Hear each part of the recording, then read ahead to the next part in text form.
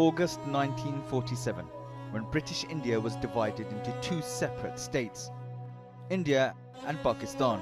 It was called the Partition, marking a violent and unforgettable legacy at the hands of the British Empire. Is it time Britain acknowledges the past by including the partition in the school curriculum? Britain's colonial empire lasted 200 years in India.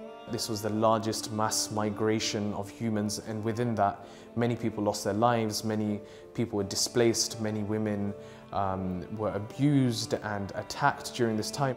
Sir Cyril Radcliffe was a British lawyer who was asked to draw up the partition line for a country he had never been to. The line he drew sparked a tragedy.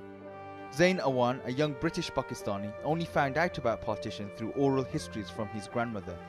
It took me a couple of years to actually confront and sit my grandmother down and ask her. And I'm so happy I did, because may God rest her soul, she's moved on, but the stories of partition which came from her, that was my first introduction to partition. As many as 14 to 16 million Hindus, Muslims, Sikhs and Christians were displaced. The death toll as a result of the partition is estimated to be between 200,000 and 2 million.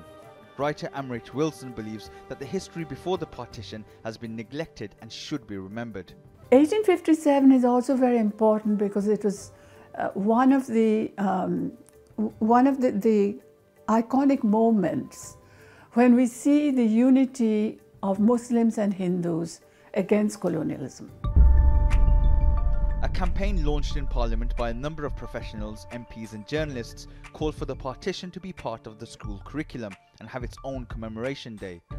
Amrit Wilson stresses how it's taught is just as important as what is taught. If we want to teach about partition, fine, but then teach it within the context of what led to partition and what it is that the effects of which are still being felt in a most profoundly violent way in our countries of origin. Eleanor Newbegin is a senior lecturer at the School of Oriental and African Studies who teaches partition to undergraduate students.